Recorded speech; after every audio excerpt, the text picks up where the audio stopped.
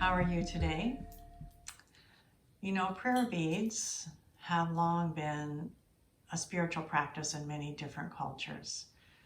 There is a tradition of using prayer beads, meditation beads, rosaries, or mala to create kind of a sense of meditation as we connect to a higher source. They're deeply meditative, they are calming, they actually give us a very tangible experience with a process that connects us to higher consciousness.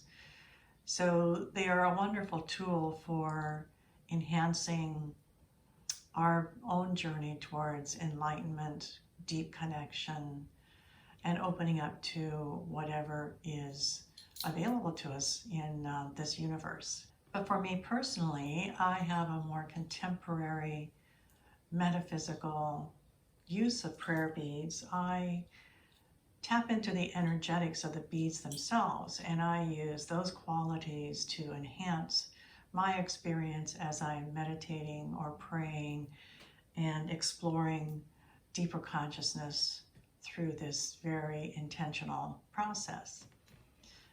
So I'd like to share with you that kind of design and creation process today, encouraging you to have a fuller awareness of what's possible and to step into that creative, masterful process of being very intentional and thinking about making something for yourself that brings in new awareness as you meditate. So here are some examples of what I've created. This first one, Deep Healing. You'll see that the master bead, or the amulet in the center, is lapis, which is deeply healing at all levels. It balances and promotes self-healing on the physical, the emotional, the spiritual plane. So this is a wonderful set of energies that I love to tap into. Right now in particular, the second one, Protection, Strength, and Creativity, is very appropriate with everything that's going on in our earth around us.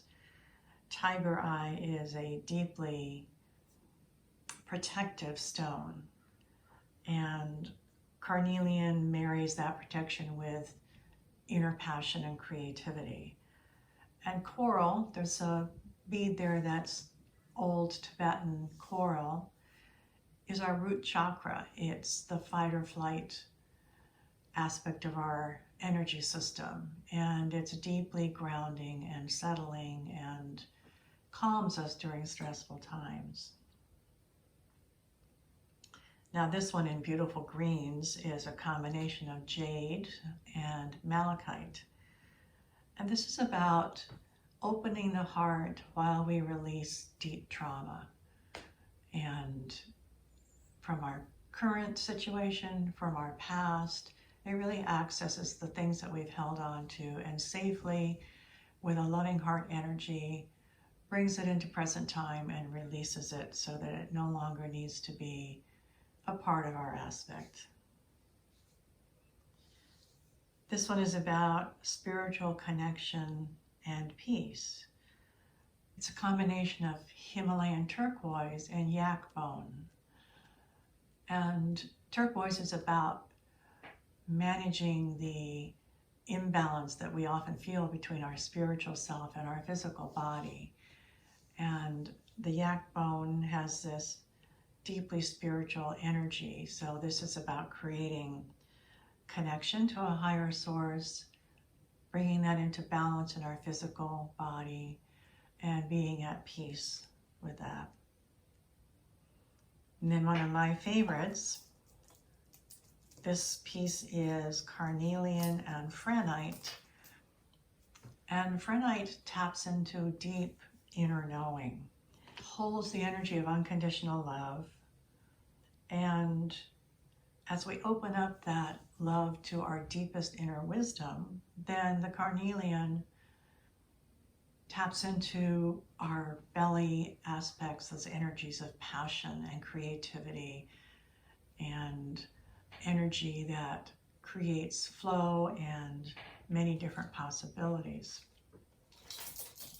So I often wear this one as a necklace when I am creating, because it taps into the wisdom of the stones and their energies and surrounds it with soft, loving energy and allows my creativity to come forward so that I can put my best intentions and create something that reflects those.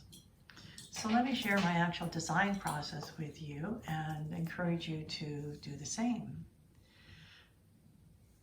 So one way of beginning is to look at a favorite amulet or talisman or pendant or stone that feels like a significant energy to you.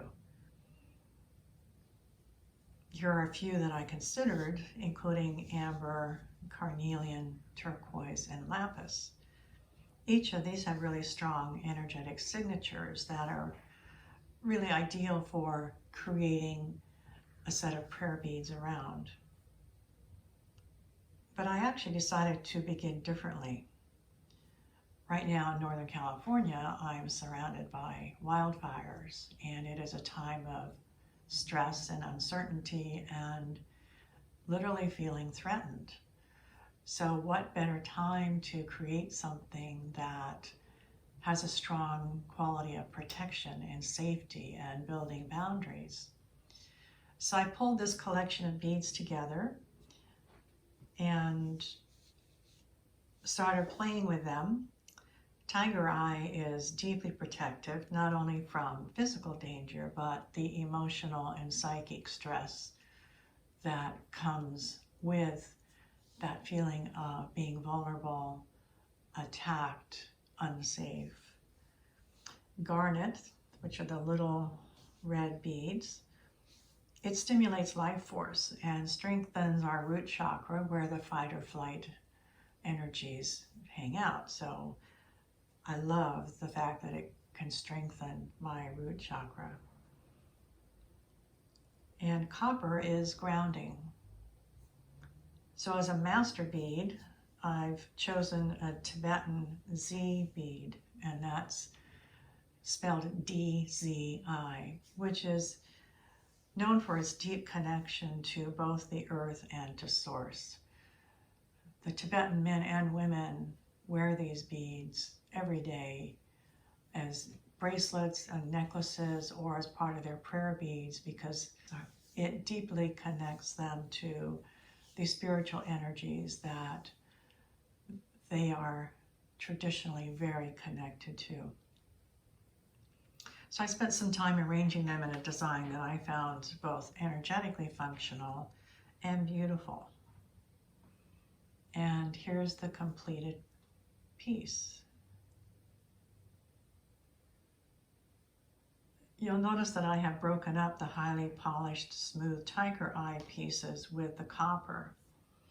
Now, when fingering these beads, it does interrupt the flow, but I like to put these beads in to create a pause where I simply follow my breath and be in silence and be very present before moving on again. So you can choose to have a continuous flow of smooth beads, or you can put in some beads that just change the rhythm a little bit and take you into a deeper resonance.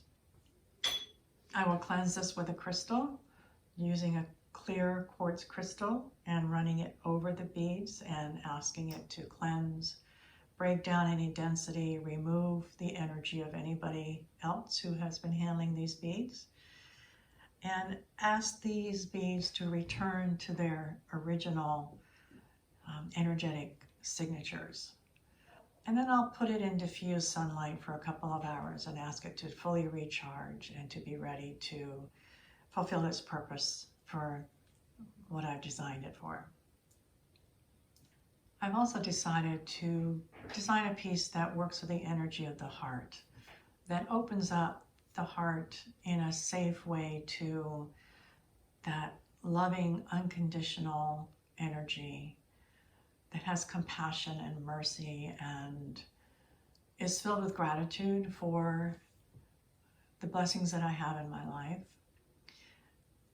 I've chosen a group of beads to enhance those energies. The light green beads are jade from Afghanistan, and I'm sure that you have a different impression of jade being a darker, more saturated green. But I love the energy of the beads that come from Afghanistan. Even though I haven't been there, I've been told that the people are generous and kind and loving and wonderfully social, and I feel like these beads that come out of their earth reflect the personalities of the people that live there. So it's this very soft, loving energy. I also have some accent beads here that are serpentine, as well as the master bead. And serpentine, the energy of serpentine heals the breaks in our ancestral line. So this is a piece that not only opens our heart, but works its energy back through our ancestral history to heal differences, heal divides, heal traumas that may feel unresolved, and just kind of erase that from what we may have brought forward in our carrying in present time. So this is a gentle piece and also a very deep piece. And here's the completed piece.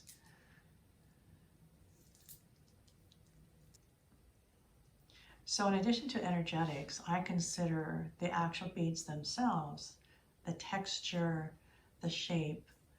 How do they feel as you're holding them? Is there a smooth flow?